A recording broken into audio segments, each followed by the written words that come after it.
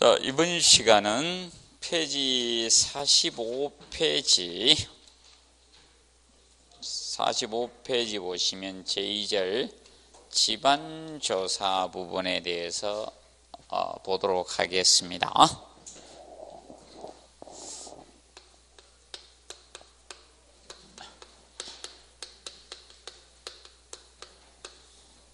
자, 이 집안조사하고 관련돼서 먼저 집안의 성질이 나오고 있습니다. 집안의 성질적인 측면에서 먼저 지중응력분포에 대해서 살펴보도록 하겠습니다. 지중응력분포. 자, 이 지중응력이라는 것은 이 개념이 됩니다.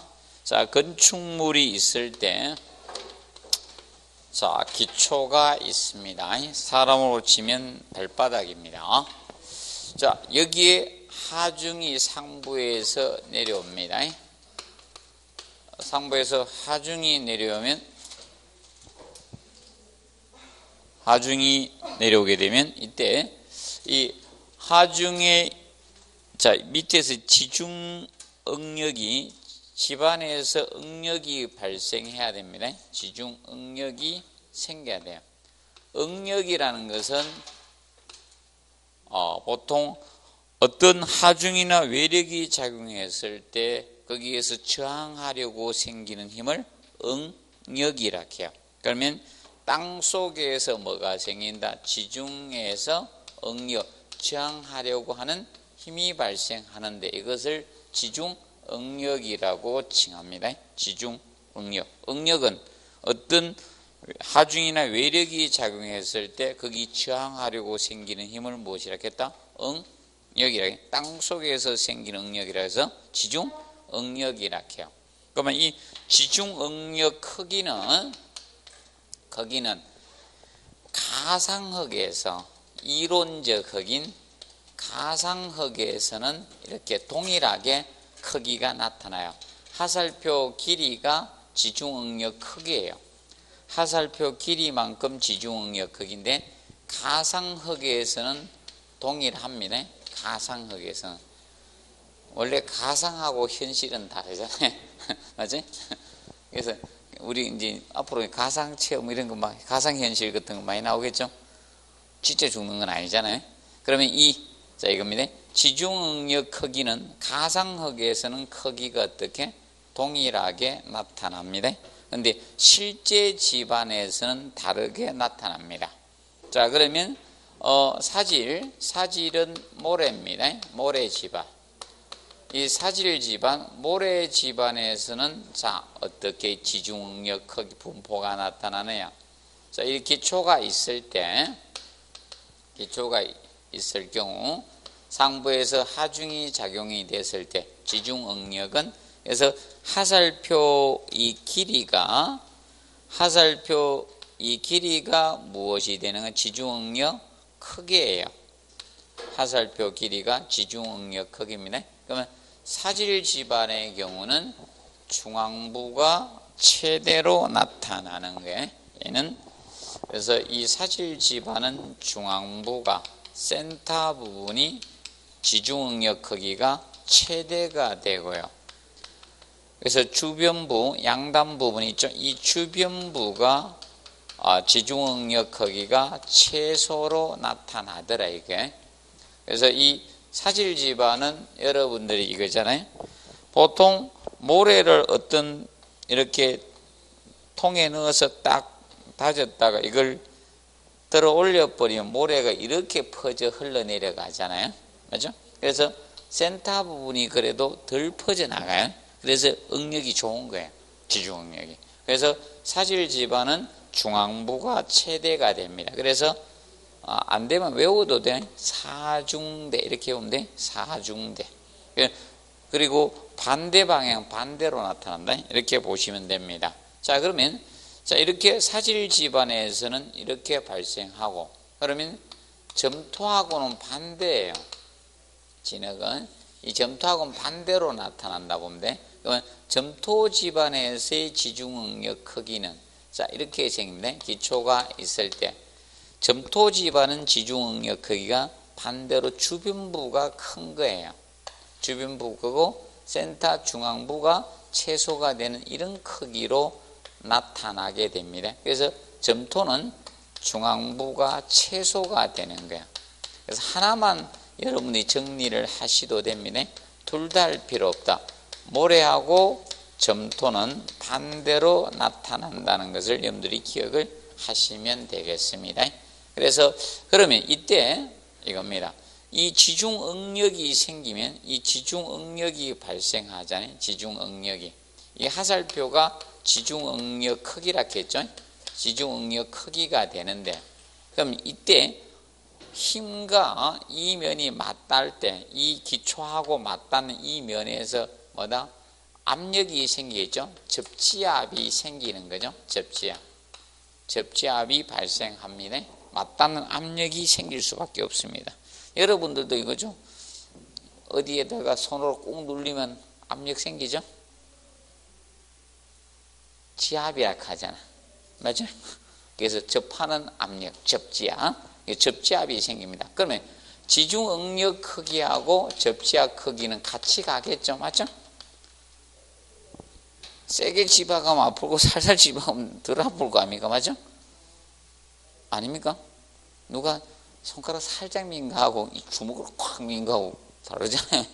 그래서 같이 가게 됩니다. 정리를 해 두시면 된다. 같이 간다.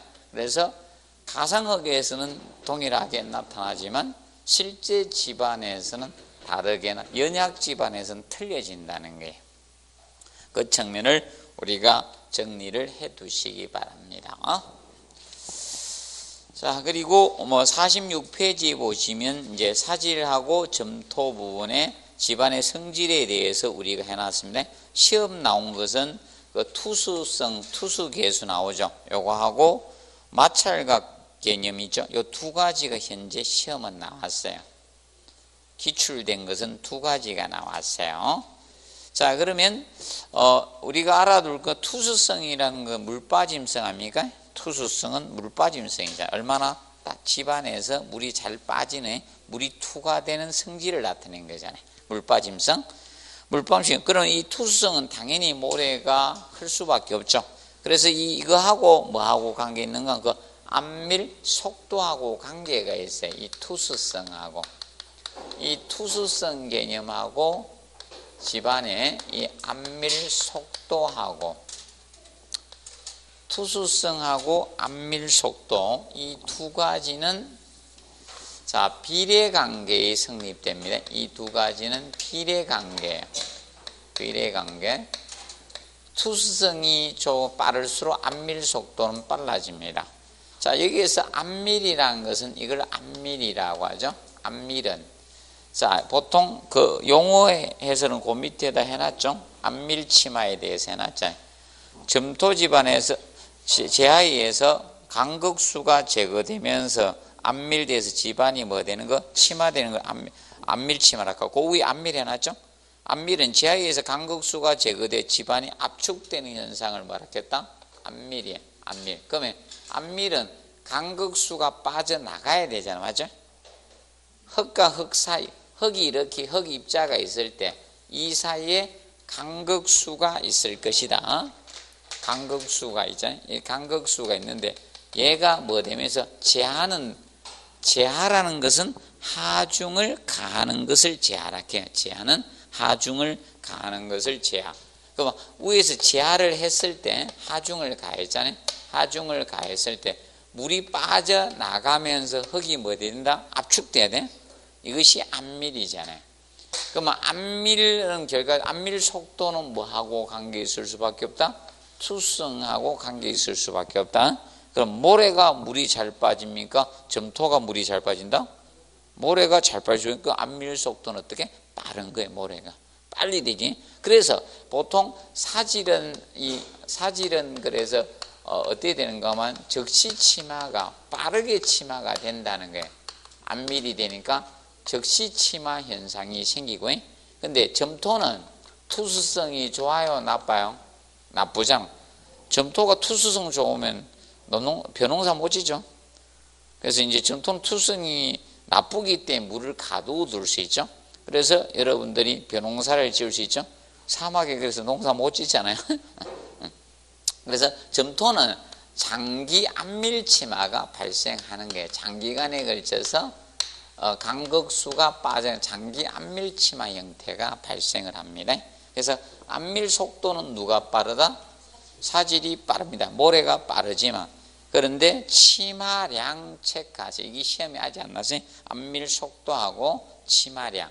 치마량은 누가 큰가 하면 점토가 커요.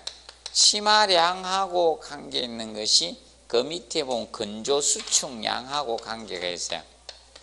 토질의 건조수축량. 자, 건조수축량과 치마량이 비례 관계예요. 건조수축량이 커지면 치마량이 커집니다. 자, 왜 그런가 하면 건조수축을 한다는 건 많이 줄어든다는 거잖아요. 많이 줄어들어야지 어떻게? 치마가 많이 되죠. 자, 그래서 여러분들 이겁니다. 탱탱한 사람들은 주름이 잘 안 생기잖아요. 많이 빠져나가야지 어떻게? 쪼글쪼글해지죠? 주름 생기죠. 그럼 연예인들, 아이고 연예인들하고 안 생길 수는 없죠. 그럼 뭐 맞았겠죠? 주의공법 썼을 거예요. 보톡스 맞죠? 하거나 뭐 잡아 당기거나 무슨 수를 썼어요. 맞죠? 70대이고 탱탱하면 뭐 말이 안 되죠. 빠져나갈 건데 많이 빠져나가야지 주름살 막 찌죠. 치마량이 큰 거예요. 그래서 건조수축량하고 치마량하고 비례관계예요. 그러니까 여러분이 모래는 건조해도 많이 수축한다 안 한다? 안 하잖아요. 해변가가 막 갈라지는 거 못 봤죠? 그런데 이겁니다. 논바닥이나 강바닥, 호수바닥은 건조하면 어떻게? 갈라지잖아요. 맞죠? 많이 수축하니까 많이 줄어드는 거다. 그 측면을 봐두시면 됩니다. 그리고 그 불교란 시료부터 먼저, 원래 시료라는 것은 우리가 교란 시료하고 뭐다? 불교란 시료는 시험에 제공되는 재료를 뭐다? 시료라 했죠. 시료인데 시료가 두 가라 했죠. 아니 불자, 불교란 시료, 교란이 안 된 시료, 교란 시료 두 가지로 나누어진다 했잖아요. 그러면 교란 시료는 이긴 시료라고도 하고 흐트러진 시료를 무엇이다? 교란 시료. 교란 전술 쓴다 까지 막 정신없게 하는 거잖아요. 그래서 교란은 흐트러진 시료고, 흐트러지지 아니한 자연태적 상태의 시료를 무슨 시료? 불교란. 거기서 그 밑에 용어 해놨죠? 불교란 시료 해놨죠? 자연태적 상태인 흙이 채취한 시료를 무엇이다? 불교란 시료. 그러면 불교란 시료는 여러분 채취가 가능한 것은 점토는 안 흐트러지게 가능하다. 점토는 딱 채취하면 가능성이 있다는 겁니다. 자, 그런데 모래는 안 흐트러지게 할 방법이 없잖아요. 백사장의 모래를 또 그렇게 또 무협 영화를 많이 봐가지고 공력으로 없어요. 맞아요? 무협에 나오는 사람이 있어요, 없어요? 그 중국 진짜 뻥심하죠. 맞아요? 계속 뭐 진짜 심해. 맞아요? 보면 특히 만화 만드는 사람들 진짜 뻥심하죠. 보면 막 다 날려버리고 그래. 일본아들은 더 심하잖아. 그 뭐죠? 드래곤볼 하면서 우주를 날려버리고 그러죠. 걔들이. 그래서 불교란 시료 채취는 누가 가능하다? 점토가 가능하고, 모래는 흐트러질 수밖에 없다. 교란 시료 채취를 가능합니다. 그래서 기억을 하시면서 예민비 보도록 하겠습니다. 자, 예민비는 흙의 이김에 의해서 약해지는, 예민비는 그 밑에 써놨죠? 안 하나? 있죠? 흙의 이겼다는 것은 뭐다? 흐트러졌다는 거예요. 흐트러졌을 때 이김이 흐트러진 겁니다. 자, 그래서 흙의 이김에 의해서 약해지는 정도를 표시한 게 무슨 비? 예민비다. 그래서 예민비라는 것은 이겁니다. 자, 그럼 분자에다가 불교란 시료의 강도를 둔 거예요. 불교란 시료의 강도를 두고 분모에다가 교란 시료의 강도를 둔 거예요. 시료의 강도. 이 비를 나타낸 거다. 자, 그러면 안 흐트러졌을 때 강도하고 흐트러졌을 때 강도를 비교한 거예요. 맞죠? 이게 예민비입니다. 그래서 이 예민비는 점토가 크게 됩니다. 점토는 4에서 10 정도 사이에 놓여지게 됩니다. 예민비가 흐트러졌을 때. 그런데 사질의 모래의 경우는 1에 가깝습니다. 1보다 약간 커요. 모래는 흐트러지나 안 흐트러지나 강도가, 그래서 모래알 같은 집안은 뭉쳐도 그렇고 안 뭉쳐도 있죠. 모여도 지들끼리 싸운다 난리라서 맞죠? 그래서 별 차이가 없다는 개념입니다. 그래서 기억을 해 두시고, 그래서 예민비는 누가 크다? 점토가 크죠. 4에서 10이야. 많이 약해진다. 수치가 커질수록 많이 약해지고, 예민비는 명심하세요. 수치가 작을수록 많이 약해지지 않는다는 거예요. 그래서 농담삼아 얘기했죠. 사람으로 치면 술 안 드실 때하고 드시고 나서 많이 어떻게 달라지냐? 그 예민비에 뭐 됐다는 소리 들으면 어떻게? 예민비가 큰 거에 술만 먹으면 뭐 된다 하잖아. 네, 그러면 예민비가 큰 거예요. 그 사람들은 술 드시면 돼, 안 돼? 안 되는데 자꾸 드시죠. 맞죠? 봐두시고. 그래서 예민비는 약해지는 정도를 나타내는 것이다. 기억을 해 두시고. 그 다음에 액상화 현상, 액상화 유동화 현상. 이거는 지문만 언급이 있었어요. 한번 알아두시고. 액상화 유동화. 액상화 유동화 현상은 사질에서 많이 그 밑에다 해놨습니다. 액상화 현상 용어 해놨죠.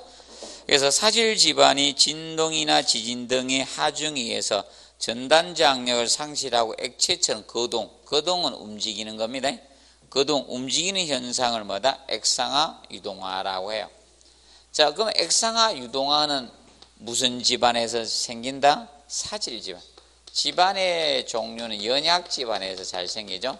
집안의 종류는 사질에서 잘 생겨요. 첫째죠. 집안의 종류는 사질이고, 그 다음에 밀도, 집안의 밀도가 느슨한 상태에서 생겨요. 모래가 느슨하게 다져져 있으면 밀도가 영향을 줍니다. 밀도가. 자, 여러분도 이거죠. 밀도가 높으면 뭐 지하철 탔는데 뭐 버스 탔는데 밀도가 높으면 안 잡아도 안 넘어가죠. 꽉 참아, 맞죠? 내가 월요일부터 수업하러 가는데 지하철 한번 탔더니 밀도가 하도 높아가지고 가만히 서 있어도 돼. 졸으면서. 근데 이상하게 내 칸에는 이상하게 중간에 내릴 사람이 한 사람이 있었어요. 이쪽으로 열리는데 저쪽에 있다가 저 좀 내리게 해주세요 그래요. 난리. 억지로 내렸었어요. 막 서로 밀어주고 그래가지고 중간에 해가지고 밀도 높으면 못 나가죠. 그리고 제가 내리는데 왕창 내리더라. 가만히 있는데 확 밀대요. 쏙 내립니다. 밀도가 높으면. 그럼 밀도가 높으면요, 얘도 잘 안 움직일 거 아닙니까? 느슨하니까 어떻게? 물처럼, 액체처럼 움직이는 거예요. 그리고 입도는, 그래서 이 모래 입도도 영향을 준다. 그래서 입자가 작은 모래만 분포되어 있는 거예요. 입자가 작은 모래만 있는 경우야. 결과적으로 무엇인가 하면 고운 모래만 있다는 거예요. 그 모래도 굵은 것도 있고 골고루 있으면 맞죠? 다양하면 괜찮은데 크기별로. 우리나라도 이제 사회 문제화가 되는 게 있잖아요. 자, 노년층이 많이 되면서 맞죠? 밑에 태어난 애 적잖아요. 골고루 분포가 돼 있어야 되는데 맞죠? 그리고 어떻게 됩니까? 다 대학교 나와가지고 맞죠? 대학만 나와요? 요새 석박사까지 가는데 맞죠? 20몇만 명이 가 있는데 맞죠? 그러다 보니까 이제 문제가 되는 거죠. 심각한 문제입니다. 이거하고 그다음에 네 번째, 치하수가 물이 있는 거예요. 수분이. 치하수. 이 네 가지 조건 하에서 이게 완벽한 조건이 이 상태에서 뭐가 오게 되면 지진이 오는 거예요. 지진이나 이런 진동이 가해지면 유동화 현상이 생기는 거예요. 거기에 이제 전단 저항력이 상실되면, 그러면 옆으로 이렇게 왔다 갔다 하는 게 어느 정도 그게 있어야 되는데, 이렇게 해서 이제 액체처럼 움직이는 거예요. 그걸 상실하면서 액체처럼 거동하는 현상. 이걸 뭐다? 액상화 유동화 현상이라 해요. 그럼 액상 현상은 자, 그래서 매립지 좋지 않다. 매립지는 집을 지려고 사서는 안 됩니다. 꼭 명심하십시오. 매립지는 그 점을 기억해 두시고, 자, 기억을 해 두시기 바랍니다. 자, 그리고 이제 그 밑 이번에 집안조사 나오죠. 집안조사는 혹시나 두렵다 그러면 47페이지 조사 순서 4의 본추, 사전조사, 예비조사, 본조사, 추가조사로 진행이 된다. 이것만 혹시나 기억하세요. 혹시나야 너무 중요하게 생각하지 말고 이거 상식 아닙니까? 사전조사하고 맞지? 예비가 뭔지잖아요. 그러면 혹시 연세가 좀 돼서 본고사 시험 치신 분도 있어요? 없죠? 예비고사 먼저 치고 얘는 본고사를 쳤잖아요. 대학교 가가지고. 옛날에 맞죠? 본고사 시험이 있을 때 다 젊으셨구나. 아무도 없구나. 예비고사 시험 치고 있죠? 본고사 대학교 갈 때 쳤잖아요. 그래서 예비가 먼저고 본이 나중입니다. 그 순서. 그리고 집안조사 방법이 있죠. 이거는 종류가 2번 냈습니다. 종류가. 자, 지퍼보기 이거예요. 이거 지퍼보기고. 자, 이 쇠막대 가지고 이렇게 쿡쿡 짚어보는 거예요. 이렇게. 근데 이거 깊이는 짚어볼 수 있어요, 없어요? 한 몇십 cm 정도 짚어볼 수 있는 거예요, 연약층에. 이걸 갖다가 30m, 50m까지 찔러볼 사람이 어디 있어요? 슈퍼맨이? 쇠막대가 30m, 50m짜리로 찔러 수는 없잖아요. 그래서 이거는 얕은 조사할 때. 그리고 시험 파기도 직접 파보는 거예요. 땅으로 파서 흙을 확인하겠다는 겁니다. 근데 이것도 파보는 게 무한될 수는 없잖아요. 자, 그리고 넘겨보시면 보링은 집안에 구멍 뚫는 거예요. 보링을 뭐라고 하는가 하면 천공이라고 돼. 보링을 천공. 자, 기계의 보링 개념하고는 다르다. 기계에서의 보링은 틀립니다. 기계과 나오신 분은 죄송합니다. 그 보링하고 여기 보링 개념은 틀립니다. 옛날에 기계전공시 보링이 그게 아닌데요. 이래 틀려요. 또 건축하고 토목도 이제 기준이 약간 다른 것들이 있거든. 우리는 수평에 대한 수직의 비율로 나타내는데 토목은 수직에 대한 수평의 비율로 경사도를 나타내거든. 기준이 약간씩 틀려요. 부동치마도 토목에서 보는 부동치마하고 건축에서 보는 부동치마가 차이가 있습니다. 자, 그래서 우리가 보링은 집안에 구멍 뚫는 거예요. 그러면 이게 보링이 이거예요. 구멍 뚫으면 여러분들 이거 나무에 드릴로 뚝 뚫으면 덜 뚫으면 나무 속이 나오죠. 그거 같이 흙에다 구멍 뚫으면요 흙이 나올 거 아닙니까? 흙의 종류를 알 수 있을 거 아닙니까? 예를 들어서 딱 뚫으니까 점토가 나온다, 맞죠? 모래가 나온다, 흙을 알 수 있을 거고. 그 다음에 초반에는 점토가 나오다가 밑에 모래가 나올 수도 있겠죠. 집안의 구성을 알 수 있는 거고. 땅 파다 보니까 물이 나오면 어떻게? 지하 수위를 측정할 수도 있는 거고. 이런 거상 우리가 하는 겁니다. 자, 그런데 49페이지 봅니다. 표준 간입시험 나오죠. 자, 나올 가능성이, 자, 종류는 이미 2번 냈다. 종류는. 답이 어떻게 했는가 하면, 그때 시험들이 답이 없어. 한 번은 압축 강도 시험이었고, 한 번은 슬럼프 시험이었거든. 왜? 시험이 나오니까. 표준 간입 시험, 그리고 5번에 보시죠. 뭐 있습니까? 베인 테스트, 베인 시험이거든.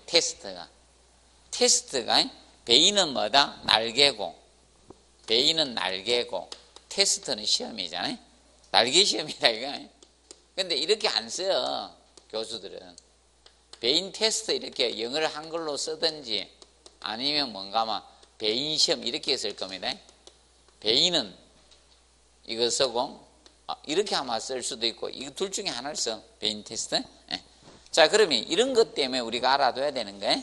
자, 그러면 표준 간입 시험이 나올 가능성이 가장 높다. 확률상 표준 간입 시험. 표준 간입 시험이 가장 확률상으로 높습니다. 자, 표준 간입 시험은 무엇인가 하면 이겁니다. 집안에다 무엇을 뚫는다? 구멍을 뚫어요. 집안에다가 천공, 보링을 했잖아요. 보링 구멍을 뚫었잖아. 근데 이 집안에 여기에서 집안에 이 구멍을 보링을 통해서 구멍을 뚫었는데 이 흙이 여기 있는데 이게 모래다 또는 점토다 이건 알 수 있다는 겁니다. 근데 문제가 이거죠. 여기 얼마나 모래가 밀실하게 있는가는 알 수가 없잖아요. 맞죠? 확인할 수가 없잖아. 그래서 우리가 직접 시험을 해보겠다는 거예요. 여기에서. 그러면 표준 간입 시험하고 배인 테스트 있죠? 표준 간입 시험하고 배인 테스트. 4번에 표준 간입 시험하고 배인 테스트. 이 두 가지는 배인 테스트. 이 두 가지는 원위치 시험입니다. 사운딩이라 한데 영어로 원위치. 원래 집안 위치에서 시험을 행해야 돼요. 원위치 시험이라게. 원위치 시험. 원위치. 원래 요겁니다. 여기에서 해야 된다는 시험을. 원위치. 원래 집안 위치에서 시험을 행한다 해서 무슨 시험? 원위치 시험입니다. 원위치. 그러면 표준 간입 시험은 표준 상태에서. 그래서 거기 보면 앞에 기 다 표준, 거기 표준 간입 시험용, 표준 간입 시험용 표본 추출기를 쇠막대 끝에 끼우고 거기 나오죠. 추 63.5g의 추를 76cm에서 낙하시켜서 있죠. 이게 표준 상태. 자, 왜 그런가 하면 추무게가 무거워지거나 낙하 높이가 틀리게 되면 충격이 틀리죠. 박는 개념이. 근데 이겁니다. 망치 요만한 거 박는 거 하고 있죠. 망치 요만한 걸로 박는 거, 이만한 망치로 박는 거 틀릴 거 아닙니까? 표준 상태에서 해야 된다. 자, 그래서 표준 간입 시험은 기억을 해 놓으세요. 얘가 나올 가능성이 높아요. 표준 간입 시험은 표준 상태에서 바로 몇 cm 간입하는데 30cm 간입하는데 이때 타격 횟수로 구하는 거예요. 몇 번 박았네. 타격 횟수 n 값으로 또 n 값 또는 치라고 해요. 타격 횟수를 n치 또는 n 값으로 표현합니다. 몇 번 때렸네요. n 값. 그래서 이 타격 횟수로 집안의 역학적 성질을 추정하는 시험에 집안의 역학적 이 성질을 갖다가 성질을 측정하는 거야. 성질을 측정하는 시험이 바로 표준 간입 시험입니다. 그럼 그 역학적 성질 추정에서 대표적으로 무엇이 있느냐? 바로 집안의 밀실도를 측정합니다. 집안의 밀실도 측정이나 내부 마찰각 측정을 합니다. 내부 마찰각이라는 것은 흙 입자 간의 마찰각을 내부 마찰각이라고 해요. 흙 입자 간의 마찰각을 내부 마찰각이라고 해요. 그래서 이걸 측정할 때 많이 씁니다. 근데 기억하실 거, 그러면 타격 횟수가 n 값이 클수록 그 집안은 무슨 집안이다? 밀실하니까 단단해지겠죠? 단단한 집안을 의미하는 거다. 그러면 n 값이 작을수록 그 집안은 밀실도가 또 이제 느슨한 상태 되게 느슨하니까 연약하다는 거예요. 자, 그래서 그 측면을 우리가 정리를 해 두시면 되겠습니다. 표준. 그러면 쉽게 이겁니다. 땅에다가 말뚝 박는 거야. 말뚝이 잘 박히면 밀실하지 않은 집안이죠.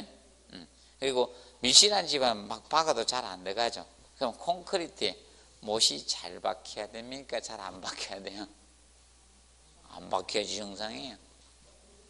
박히면 부실공사. 또 나는 못 잘 때리 박는다고 자랑하면 안 돼. 못이 튀어나와야 돼요. 못이 부러지거나 이래야 돼. 정상적이야. 일반 콘크리트 못은 안 박혀야지 좋은 거예요. 지금 아파트 강도, 콘크리트 강도상 못이 안 박혀야 돼. 총으로 박지 않는 이상. 순간적으로 탁 박아야지. 일반 망치로 때려가기는 안 들어가야지 정상이에요. 들어가면 기뻐하면 안 돼. 내가 실력이 좋아서. 아니야. 그래 보시면 돼요. 자, 그 베인 테스트, 베인이 뭐다? 날개.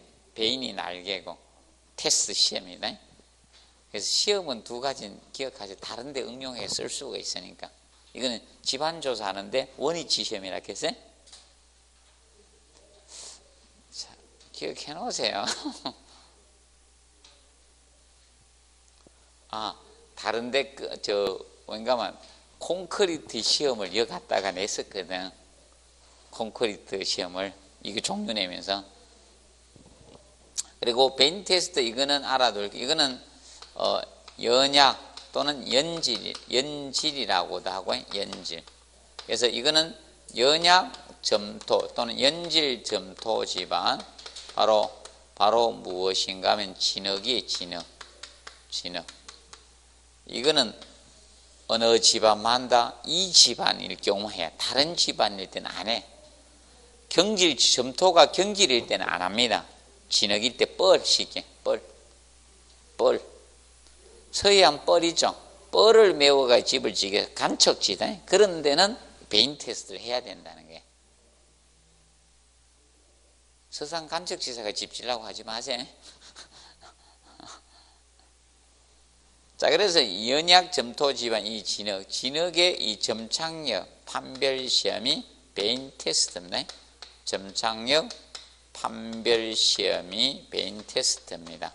누가 끈기가 좋냐 나쁘냐를 테스트하는 점착력 판별 시험입니다. 간단히 시험 두 가지는 간략히 알아두세요. 자, 그리고 물리적 지하 탐사가 나오죠. 6번에 물리적 지하 탐사. 자, 이겁니다. 이겁니다. 우리가 조사할 범위가 너무 광범위해. 넓은 지층이야. 그러니까 대략적으로 안반의 위치나 영향치 깊이가 어느 정도 되는가 조사할 때 쓰는 것이 바로 물리적 지하 탐사입니다. 자, 그래서 이거는 대략적으로 집안 조사하는 거다. 아주 구체적으로 세밀하게 하는 것이 아니에요. 그래서 탄성파식 지하 탐사하고 전기 저항식 지하 탐사 두 가지 있죠. 탄성파식하고 전기 저항의 차이점은 저거예요. 탄성파는 지진파의 원리를 이용하는 거예요. 지진파가 올 때 각 지층의 종류에 따라서 파장이 달라지거든요. 그걸 이용하는데, 그럼 지진 날 때까지 어떻게 기다려요? 지진 날 때 딱 기다렸다가 집안 조사하자 할 수 없죠? 그럼 이건 어떻게 하는가 하면 인공 지진을 일으키는 거야. 그러면 TNT죠. 폭약을 터뜨려서 인공지진을 일으켜서 측정하는 거예요. 그리고 전기저항, 각 물질마다 전기저항이 다르잖아요. 그걸 활용하는 게 전기저항식 지하탐사입니다. 자, 그리고 진해력 있죠. 진해력 개념상 우리가 보실 때 이 진해력은 유일하게 단독적으로 나왔던 것은 그 51페이지 그 표 있죠. 요거 가지고 순서 냈는데 암기할 필요 없어요. 상식으로 맞출 수 11회 때 냈거든. 순서 냈거든, 순서. 뭐, 이거 한글만 읽으면 맞추도록 냈어요. 이것도 상식 아닙니까? 안 되면 박아보면 돼. 안반하고 자갈이는데 어디가 더 아파요? 안반이 아프죠? 자갈은 혹 정도 나죠? 안반은 부서져. 그리고 자갈하고 모래가 있어 어디 박으면 아파요? 자갈이 더 아프죠? 상식이야, 이거는. 자, 그리고 넘겨보시면 진해력 시험이 나오죠. 직접 진해력 시험, 평판 지하 시험이 있고 간접 진해력 시험이 있죠. 이 두 가지가 있는데 요거는 간접 진해력 시험 말뚝박기 시험이 있죠. 얘가 그때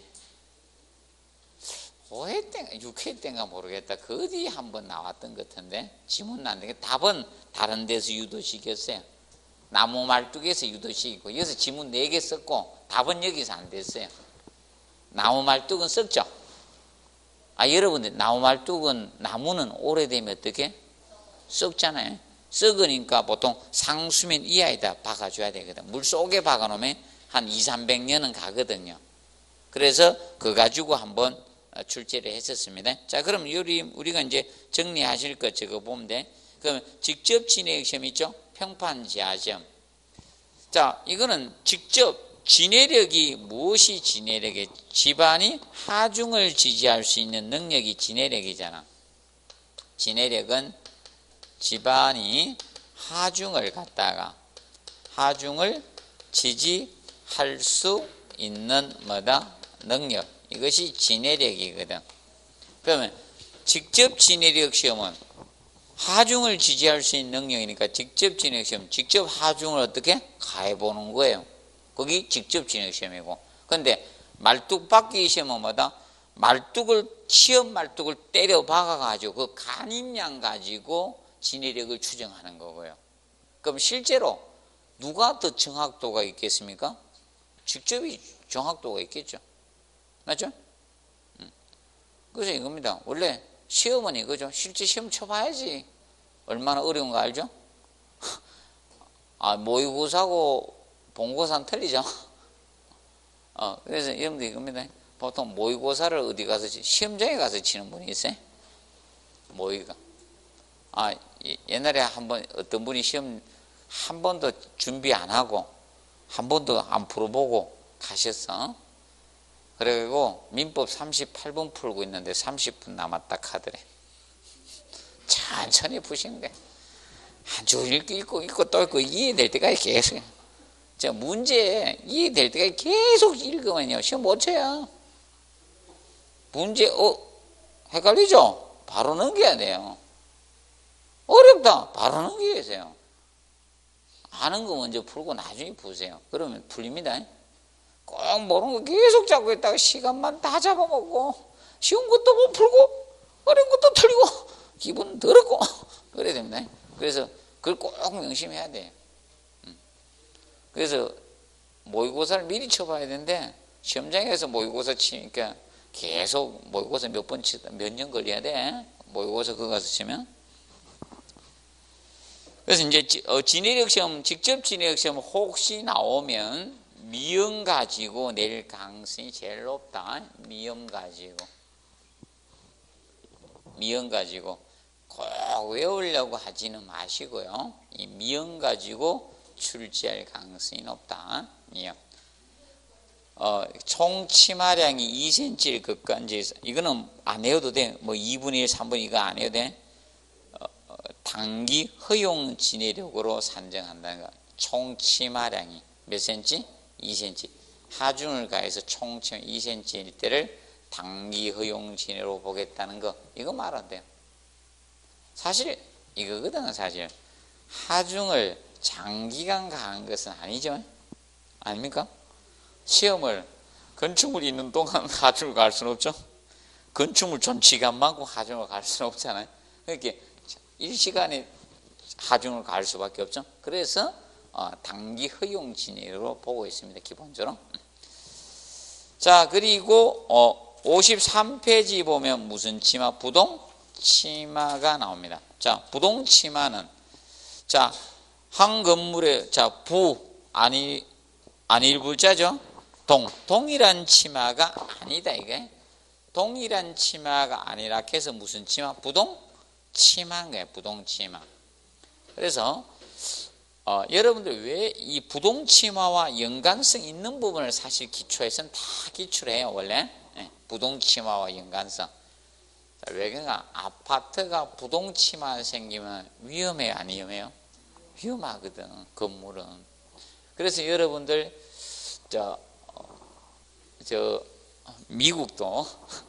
미국에 초고층 아파트 있는데 진짜 비싼 아파트인데 치마 생겨가지고 뭔가 하면 이게 막 굴러가잖아. 병 같은 게 놔두면 쭉 굴러가잖아. 근데 이겁니다. 집에 어느 날 굴러가지? 안 굴러다가 굴러가잖아. 그럼 조용히 이사 가세요. 절대 뜯으면 안 돼. 무슨 말이죠? 조용히 이사가. 집 못 팔아. 맞죠? 누가 사? 치마 생긴 거 안 사. 그래서 조용히 이사 가야 돼. 집에서 간혹 가다가 애들 노는 것도 좋은 거야. 구석가 놀다가 한쪽으로 드르륵 굴러가더라. 그러면 한쪽으로 기울어지고 있다는 거야. 그럼 퍼뜩 조용히 팔고 가야 돼. 막 뜯은 사람도 있어. 맞죠? 기울어진 아파트 누가 들어와요? 아니, 그래도 들어올 사람이 있다, 간혹 가다. 뭣도 모르고, 뉴스도 안 보고, 아무것도 안 보고, 들어오는 사람이 있긴 있어요. 맞죠? 햇볕, 사계절에 햇빛 하나도 안 들어오는데 들어오는 사람도 있긴 있던데. 맞죠?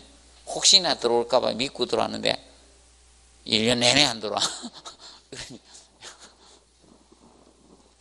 자, 그래서 우리가 여기서 보실 때 부동치마는 서로 부동치마 이거죠. 건물을 지었는데 치마가 일정하게 안 된다는 거죠. 한쪽에 치마가 많고 한쪽에 치마가 적은 거야. 이걸 무슨 치마? 부동치마라 해요. 자, 부동치마가 발생이 되면 어떤 문제가 생겨요? 부동치마가 발생하잖아요. 부동치마가 발생, 건물에 강제 변형이 생겨요. 건물에 강제 변형이 생겨요. 강제 변형이 생길 수밖에 없잖아요. 사람은 이렇게 부동치마 생겨도 째지고 이런 건 아니죠. 균열이 안 가는데, 붕괴는 안 되는데, 생물이라서 강제 변형을 해서 나중에 균열이 생겨요. 균열이 발생하고 더 심해지면 뭐다? 건물 붕괴로 가져오는 거죠. 심하면 건물 붕괴로 가져옵니다. 그래서 위험한 거야. 그래서 자, 일단은 건물은 일단 어디부터 균열이 잘 발생하는가 하면 지하 주차장에 가보면 돼. 지하에 균열이 얼마나 진행이 되나. 그게 먼저 나타나. 잘 마감을 잘 안 하니까 지하에는 쉽게 볼 수 있는 거야. 그래서 여러분들은 아파트를 살 때 꼭 그 동만 가지 말고 미리 어떻게 지하를 한번 둘러봐. 몇 동 나왔다 하면. 맞지? 제가 보는 방법 같게 제 구조적으로 지하를 먼저 이렇게 돌아봐요.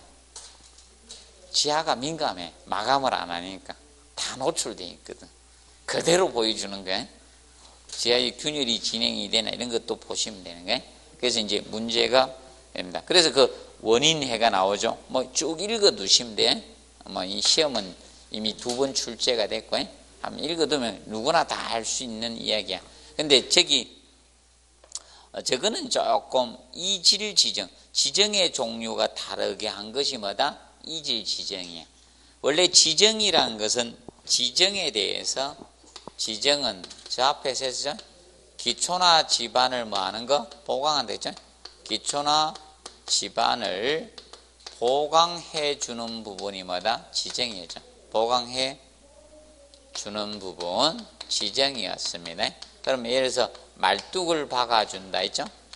말뚝이나 이런 것 등등이 됩니다. 뭐 말뚝이나 잡석이나 뭐 등 많아서 이런 것들이 지정이다. 콘크리트 깔아준다. 이런 게 지정.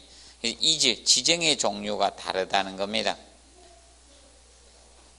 자, 봐두시고, 그러면 부동치마의 원인이 됩니다. 그리고 거기는 일부 지정했을 때도 문제가 생기죠. 한쪽만 신발 신고 한쪽 신발 안 신으면, 한쪽 하이힐 신고 한쪽은 다 안 신고 그러면 안 되죠. 이질 지정해서도 안 되고. 그래서 봐두시고, 그래서 여러분들 이겁니다. 하이힐을 신을 때는 필요할 때만 신으시고 계속 신으면 안 좋습니다. 자, 왠가 발바닥 기초판이야. 하중을 어떻게 분산해 줘야 돼요. 맞죠? 힘을 분산해 줘야 돼. 그래서 발바닥이 넓죠.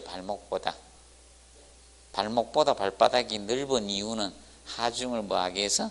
분산하기 위해서 발바닥을 넓게 설게 되는데, 하이힐은 집중식이죠. 맞죠? 그래서 구조물의 강제 변형이 가져옵니다. 맞습니다. 그래서 별로 안 좋습니다. 척추가 아마 이상해질걸요. 보시고. 자, 그 다음에, 넘겨보시면 이제 대책 부분이 나오죠. 뭐, 집안에 대한 대책이고. 자, 집안에 대한 대책은 우리가 나중에 집안 55회 집안 계량 나오죠? 집안 계량이라고 보시면 된다. 집안 계량. 우측에 6번 해가 집안 계량 해놨죠? 이 파트라 보시면 되고, 그 다음에 54페이지 거기 보면 기초구조에 대한 대책 나죠? 기초를 굳은 지방까지 지지시키라 이게. 자, 이겁니다. 치마가 된다는 것은 집안이 어떻게 약하기 때문에 치마가 되죠. 자, 여러분도 이겁니다. 여기 걸어 다니는데 막 땅이 쓱쓱 자, 들어가요, 발이? 근데 뻘에 가면 어땠니? 그러면 쑥쑥 들어가죠. 예. 굳은 집안이 지지하면 치마가 안 될 겁니까? 보통 치마가. 그리고 두 번째, 마찰 말뚝을 사용한다. 자, 마찰 말뚝이란 것은, 자, 마찰 말뚝은 이것을 마찰 말뚝, 이거 뒤에 있습니다. 뒤에 보시면 마찰 말뚝은 페이지 62페이지 보면 있습니다. 62페이지 상단에 보면 마찰 말뚝 나오죠. 거기 지층과 말뚝 표면과의 마찰력으로 하중을 지지하는 말뚝을 마찰 말뚝 이렇게. 이 원리예요. 자, 말뚝이 있을 때 이거 꽉 감싸면 어떻게 마찰력 생기죠?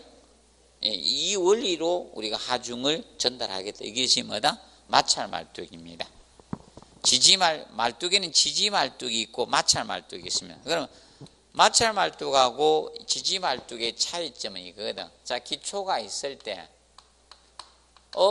경관 집안이, 경질 집안이 여기 있어. 연약층이 얼마 안 돼. 경질 집안이 여기 있고, 연약 집안이 얼마 되지 않습니다. 연약 집안에 이것밖에 안 돼. 그래서 어떻게 합니까? 이 말뚝의 끝이 여기에 경질 집안의 지지가 되면 이 말뚝은 지지 말뚝이라 해. 이런 말뚝을. 이런 것을 지지 말뚝이고. 자, 마찰 말뚝 개념은 이것이 마찰 말뚝. 기초가 있을 때, 연약층이 너무 깊어. 경질 집안이 여 밑에 있는 거야. 그래서 말뚝을 이어박아도 경질 집안에 도달할 수가 없습니다. 이럴 때, 이 땅하고 흙에하고 말뚝의 뭐다? 마찰력은, 이 표면에 마찰력이 생길 거 아닙니까? 이 부분에 마찰력으로 하중을 지지하겠다. 이 마찰력 가지고. 말뚝형 흙에 마찰력으로 지지하는 게 무슨 말뚝? 마찰 말뚝이야. 이거는 이런 말뚝을 마찰 말뚝이라 해. 이런 것을 마찰 말뚝이라고 하고요. 그래서 그러면 연약 집안의 마찰 말뚝을 사용을 우리가 해 주시면 되는 겁니다. 그리고 그래서 니은 가지고 피한다, 사용한다인데 사용을 피한다 이렇게 해서 출제를 했었습니다. 이해 때. 그리고 지하실을 설치한다든지 온통 기초로 하든지 기초 사후관을 연결해 주시면 됩니다. 근데 상부 구조에 대한 대책이 나오죠. 상부 구조는 건물을 경량하라. 무게가 무거우니까 치마가 되니까 줄여주라 이거죠. 건물의 무게를 줄여주라는 뜻입니다. 자, 그리고 건물의 강성을 높여서 무슨 구조? 일체식 구조로 해주라. 그러면 저번 주에 배웠죠? 일체식 구조에 대해서 배웠죠? 저번 주에 일체식 구조. 그러면 강성은 뭘 강성이라 했어요? 재료의 성질 중에 강성은 하중이나 외력이 작용했을 때 변형이 뭐다? 없는 성질. 변형이 적은, 변형이 없는 성질을 강성이라 하죠. 변형이 없는 성질은 강성이라 해요. 변형이 없는 성질을 강성이라, 변형이 적은 성질 또는 없는 성질을 강성이라 해요. 못 움직인다 이게. 강성을 크게 주면 치마가 안 돼. 딱 잡아줄 수 있다는 거예요. 내려가려고 하는데 누가 딱 잡아주면 안 내려갈 겁니까? 자, 그리고 평면 길이는 짧게 하고 이웃간 거리는 멀리 배치해 주는 것이 좋습니다. 그리고 건물의 중량 및 하중을 균등히 배치해 주는 것이 사실 이것이 가장 효과적인 방법이에요. 자, 그래서 여러분 이겁니다. 그냥 이렇게 서 있으면 어떻습니까? 이렇게 서 있으면 자, 뻘에 그냥 두 발로 이렇게 딱 서 있으면 뻘에 쑥 빠지죠. 늪이나 이런데. 근데 어떻게 합니까? 뻘에 안 빠지는 방법은 어떻습니까? 누우면 되죠. 누우시면 표면직이 넓어지잖아, 맞죠? 그래서 사실 하중을 균등히 배치해버리면, 균등히 분산해버리면 치마가 잘 안 된다는 거예요. 그 측면 보시고, 그 다음에 55페이지 이제 지방 계량에서 했죠. 그럼 지방 계량 공법이 밑에 3번에 많이 나오는데, 자 그러면 지방 계량 공법 이 측면 가지고 지금 세 문제를 출제했습니다. 지방 계량 쪽은. 자 그럼 여러분들 이겁니다. 지금까지는 무엇을 냈는가만 종류만 냈어요. 다음 연약 지반의 지방 계량 공법이 아닌 것은 이렇게 해서 공법 종류만 현재까지 냈습니다. 그리고 이것이 무엇입니까? 이런 형태의 공법을 냈습니다. 자 그러면 현재 종류를 2번 냈고, 종류를 2번 기출했고, 그 다음에 거기 보시면 몇 번인가 언더피닝 공법이 나왔어요. 9번의 언더피닝 공법, 9번 언더피닝 공법이죠. 언더피닝 공법 이게 한 번 출제가 되었어요. 얘가 한 번. 그래서 지방 계량 공법에서 세 문제가 현재까지 기출이 되었습니다. 자 그런데 자 우리가 앞으로 시험은 공법이 하도 많다 보니까 또 종류 낼 수도 있다. 종류를 또 낼 수도 있습니다. 자 그러면 흙파기 공법하고 지방 계량 공법하고 혼돈하면 안 된다는 거예요. 자 그러면 흙파기, 기초파기, 흙파기 공법의 대표적인 것이 이겁니다. 앞에서 했죠. 아일랜드 공법하고 트렌치 컷. 원래 트렌치는 뭐라 했어요? 참호라 했죠. 참호처럼 구덩이 판다 했어요. 트렌치 컷 공법.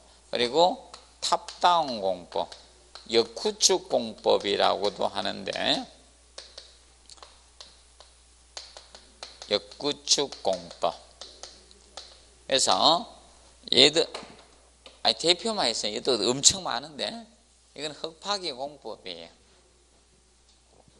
제가 옛날에 이 2가지만 하다가 몇 년 전부터 내가 이거 탑다운 공법도 좀 설명해 주고 있습니다. 교수님들이 좋아하는 3가지만 하면 돼. 그럼 얘들은 땅 파는 공법이에요. 톱파기 공법이에요. 땅을 어떻게 파느냐. 잘 파면 된다. 이러면 안 되고 순서가 어떤 절차에 의해서 파느냐. 그 공법입니다. 이 흙파기. 그런데 지방계량 공법하고 혼돈하지 말아야. 지방계량 공법하고.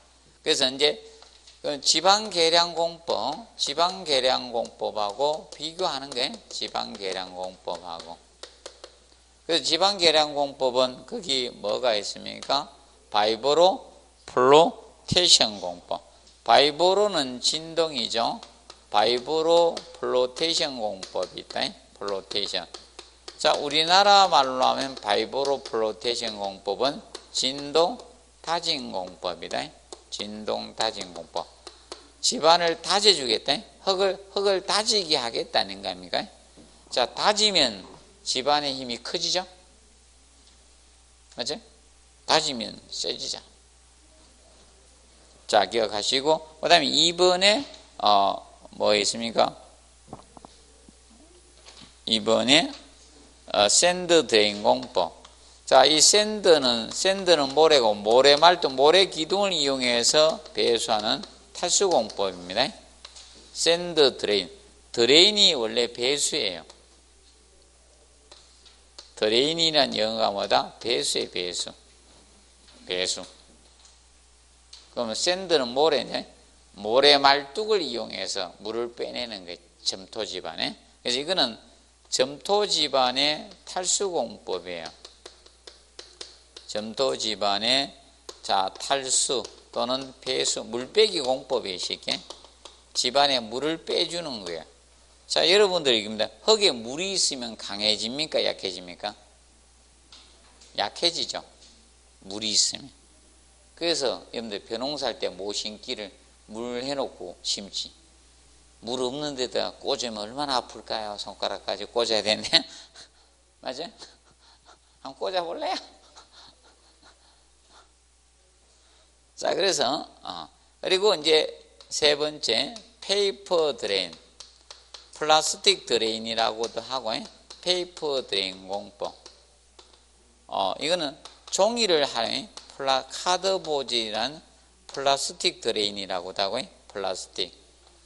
그래서 이 페이퍼 드레인은 페이퍼 종이를 하거든. 특수 종이를 이용하는 거야. 자, 모래기둥 대신 특수 종이를 이용해서 똑같아. 점토 집안의 탈수공법이에요. 얘도 특수 종이 페이퍼를 이용해서 우리가 카드보드지란 특수 종이를 이용하는 거예요. 물 빼는 것이. 자, 점토지고.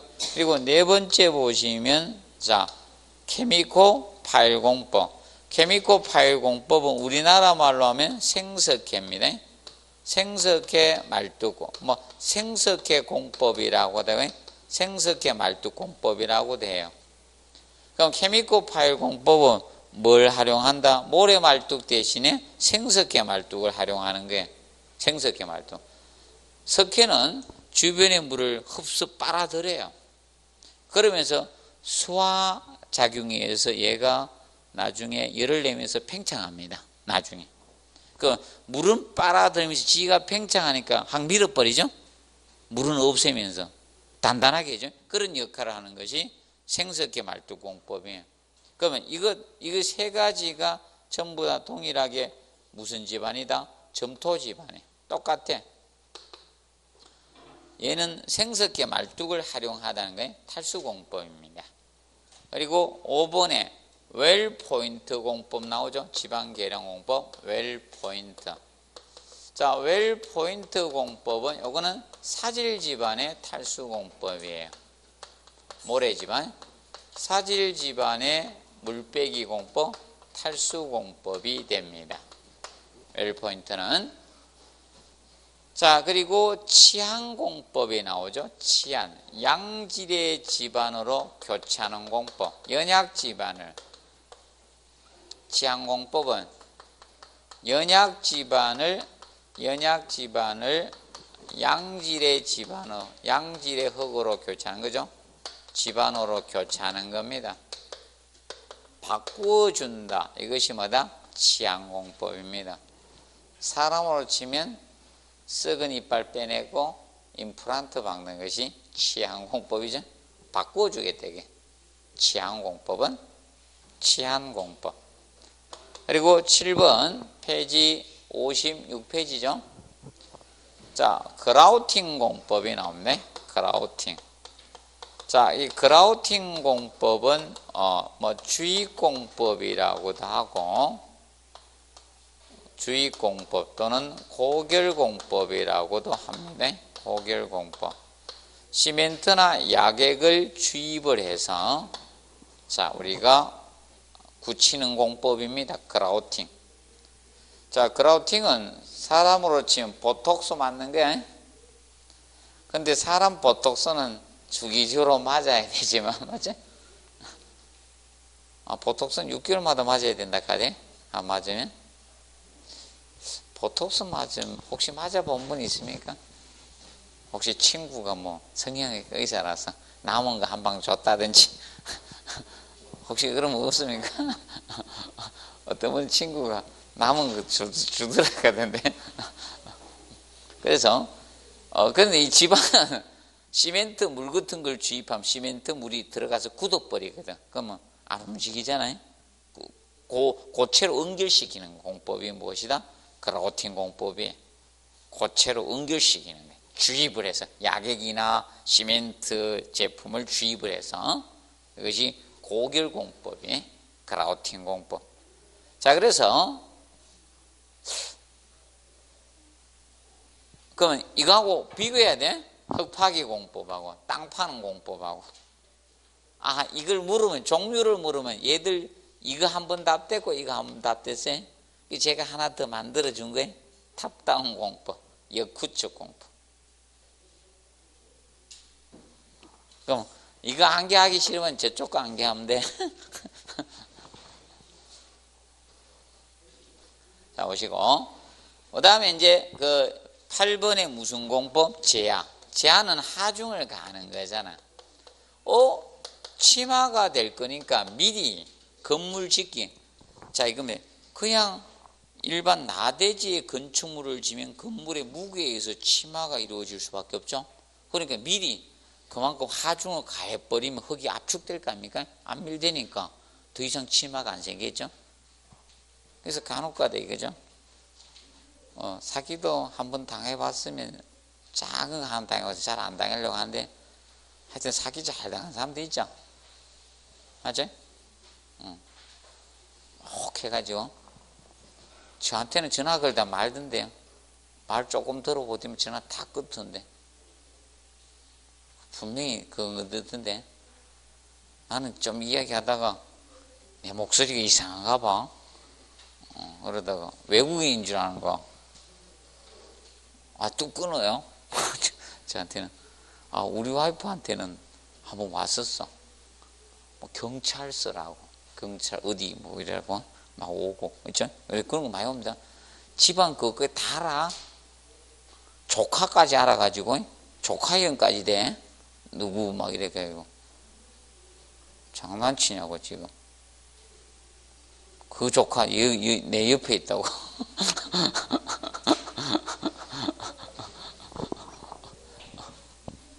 그래서 이 제하공법은 연약 집안에 미리 뭘 가해서 하중을 가해서 흑의를 뭐다 안밀시키는 것이. 안밀이 뭐라 했어? 안밀이 지웠구나. 안밀은 전부 하중을 제하에 의해서 간극수가 빠져나가면서 흙이 뭐 된다? 압축되는 현상이라 했죠. 그럼 안밀은 저거라 생각하시면 된다. 깻묵. 여러분 참기름이나 들기름 짜면요 기름이 싹 빠져나가죠. 간극수가 빠져나가서 깻묵이 압축되죠. 그게 안밀이에요. 안밀. 자, 그리고 9번이 언더피닝 공법. 이게 시험이 나왔었어요. 언더피닝. 이 출제가 돼 16회 때 냈거든. 언더피닝 공법. 언더피닝 공법은 이것을 기존 건축물입니다. 이거는 기존 건축물의 기초나 지반을 보강하는 공법을 총칭해서 언더피닝 공법이라 해요. 자, 그러면 왜 언더피닝 공법이 필요한가 이겁니다. 자, 기존 건물도 여기 막 있는데 여기 땅을 막 파고 들어갔어요. 공사합니다. 그러면 여기에 뭐가 생깁니까? 치마가 생겨요. 왜 그런가? 우리나라 남에 대한 배려가 없어. 맞죠? 남에 대한 배려가 없어. 그래서 어떻게 하는가 하면 여기서 물을 공사하면서 물 생기면 다 빼내잖아. 그럼 지하수 이동하니까 여기 어떻게? 치마 생겨. 그래서 싱크홀 생기는 거 아닙니까? 그래서 이 집안 미리 뭐 한다? 보강을 해주고. 자, 그러면 서울에 그 싱크홀 생긴 것은 사실 저거죠. 지하철 굴착을 하면서 주변을 갖다가 그라우팅 공법이나 동결 공법을 써주고 보강해주고 공사를 했어야 되거든. 그냥 뚫으니까 지하수의 이동으로 어떻게? 싱크홀이 발생한 거야. 그럼 그 위에 건물이 있으면 어떻게? 침하되는 거예요. 근데 차 같은 조그맣은 게 있으면 그냥 훅 들어가는 거죠. 맞죠? 차 운전할 때도 재수가 좋아야 되죠. 자기 잘한다고 되는 게 아니고 땅이 내려앉을 수도 있고. 이거 봐요. 앞전에 그거 있죠? 버스 타는 사람도 있죠? 재수 없으니까 그게 누가 턱 끼어 들어가요. 근데 버스는 이제 갖다 박았어야 되는데 달리는 차를 갖다 살짝 바꾸면 별로 괜찮거든. 맞죠? 버스에 운전사 거의 책임지랑 몇 명이 돌아가셨잖아요. 달리는 차 그거 끼어들어도 살짝 탁 박으면 별로 사고 크게 안 나거든. 틱 하게 말고. 아니 달릴 때 세게 달릴 때 서로 틱 박으면 별로 안 괜찮습니다. 제가 한번 박아봤잖아. 성질이라가지고 안 비켜줘가지고 한번 팍 박아봤는데 그리고 저기 가서 다 물러줄게 이랬지. 다 건쳐줄게 이랬지. 아니 박은지도 몰라. 왜 이랬더만 왜 이랬지. 박았어. 속도 굉장히 많이 나면 틱 합니다. 자, 그래서 언더핀. 그리고 이제 10번에 동결공법. 자, 이건 액체 질소를 거의 주입합니다, 지금은. 그러니까 프레온가스는 뭡니다? 오존총을 파괴하기 때문에 지금 주입하면 안 돼. 여러분들 프레온가스가 옛날 이거 냉매로 썼잖아. 맞죠? 이 에어컨 냉매로 썼던 게 프레온가스거든. 오존층을 파괴하기 때문에 지금 쓰지 않고. 그러면 이 액체 질소를 땅에 주입하면요, 땅이 다 얼어버려요. 얼게 되면요, 땅은 지하 일정 깊이만 되면 온도 변화가 없어가지고 공사 기간 동안에 괜찮아요. 그러면 특파기 주변만 약간 녹아 있을 뿐이지 다른데 지하수가 이동을 안 한다는 거예요. 그렇기 때문에 이 동결공법을 쓰는 거예요. 동결공법. 이 동결법을 쓰게 되면 만약에 지금이네 지하철 7호선 굴차 가면서 동결공법을 쓰고 뚫어버렸으면 지하수 이동이 없었거든. 그럼 싱크홀은 안 생긴다는 게. 자, 그 점입니다. 봐두시면 되겠습니다. 그리고 시방선은 나중에 할 겁니다. 자, 여기까지 하고 잠시 휴식하고 60페이지 지정부터 하도록 하겠습니다.